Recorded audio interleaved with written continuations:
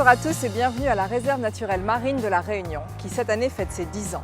Elle s'étend sur le littoral ouest de l'île depuis le cap Laoussé jusqu'aux plages de sable noir de l'étang Salé. Sous ces flots vivent des trésors de biodiversité marine.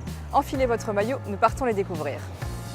Une chose est sûre, l'avenir est ce que vous faites maintenant. Locataire.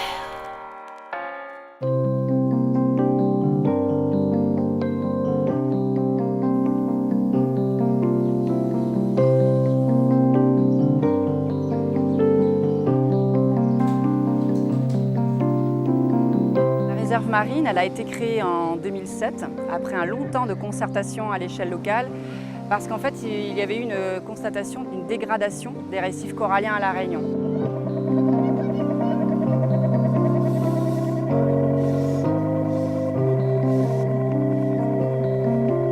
Dans la réserve, on a 3 niveaux de protection. Il y a le niveau sanctuaire qui est le niveau toute activité interdite, donc on appelle le niveau 3. Le niveau 2 qui est un niveau qui est réservé plus aux pêcheurs professionnels. Et le 3e niveau, c'est un niveau qui est plus pour la pêche de loisirs. Les zones sanctuaires, c'est 6% de la réserve marine. C'est des petits patchs disséminés un petit peu sur tous les récifs.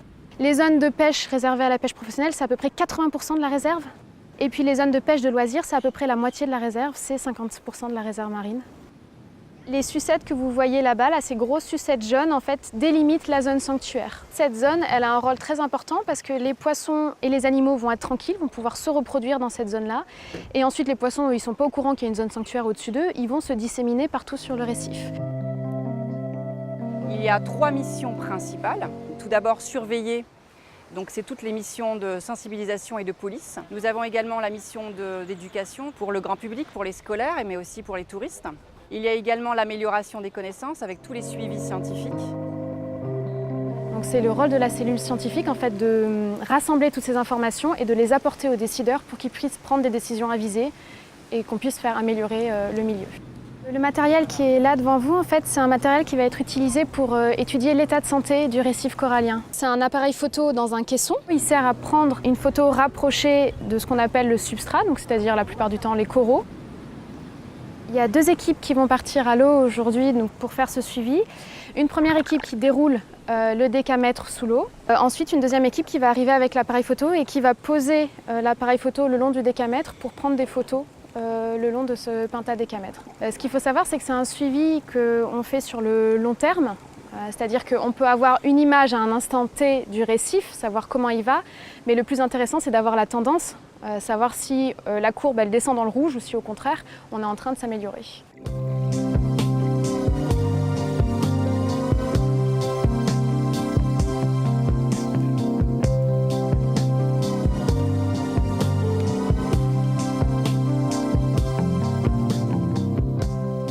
En fait, les coraux qui vont être dans le cadre ici, ils vont être identifiés jusqu'à l'espèce. Donc il nous faut une image de grande qualité pour qu'elle soit bien nette, avec un bon éclairage pour pouvoir reconnaître après sur l'ordinateur quel corail on a en dessous. En parallèle, on va faire un autre suivi où on évalue la quantité de poissons. Et il y a 2 compteurs qui vont compter tous les poissons qu'ils rencontrent. Les compteurs vont aussi estimer leur taille parce que des poissons de grande taille, c'est aussi un indicateur de bonne santé de l'état du récif et aussi la diversité. Plus il y a d'espèces, plus l'écosystème est en bonne santé. Et on se rend compte qu'en 10 ans, il y a quand même des effets très positifs. Alors il faut distinguer en fait les populations de coraux et les populations de poissons. Au niveau des poissons, on observe les premiers signes d'un effet, ce qu'on appelle l'effet réserve, ce qui est attendu d'une réserve. C'est-à-dire que dans les zones de sanctuaire, là on voit des poissons en plus grande quantité, en plus grande taille, et on voit aussi des espèces qu'on ne voyait plus auparavant. Maintenant cet effet, comme les populations étaient très fragilisées, cet effet est bien évidemment faible. Mais il est quand même en progression statistiquement, donc ce dont nous nous réjouissons bien évidemment.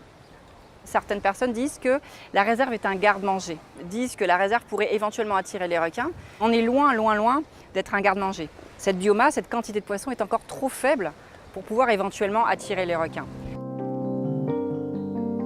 Pour les coraux, les résultats sont très contrastés.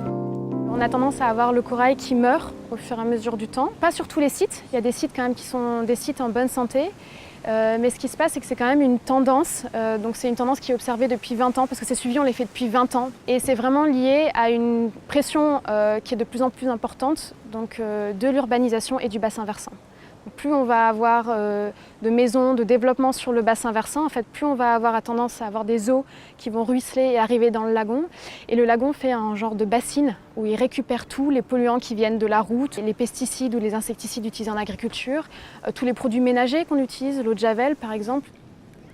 Il peut y avoir des phénomènes de surpêche au large qui vont impacter aussi les écosystèmes. Et on a aussi des phénomènes naturels, notamment le réchauffement climatique ou des phénomènes de grandes marées qui vont aussi fragiliser cet écosystème. Ce qu'il faut comprendre, c'est que les coraux, qui constituent les récifs coralliens, sont à la fois des animaux, mais ce sont à la fois aussi des habitats pour les autres espèces. Si vous n'avez plus ces habitats pour ces espèces, de fait, ces espèces vont disparaître. C'est aussi une source de nourriture. Si ces récifs coralliens n'existent plus, de fait, les populations vont disparaître.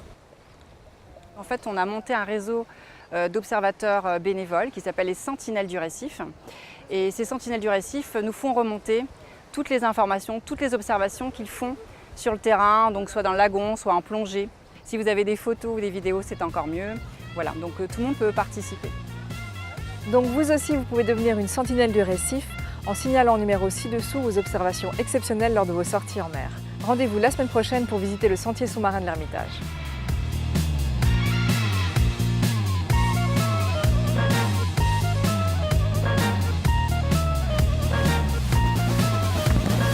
Une chose est sûre,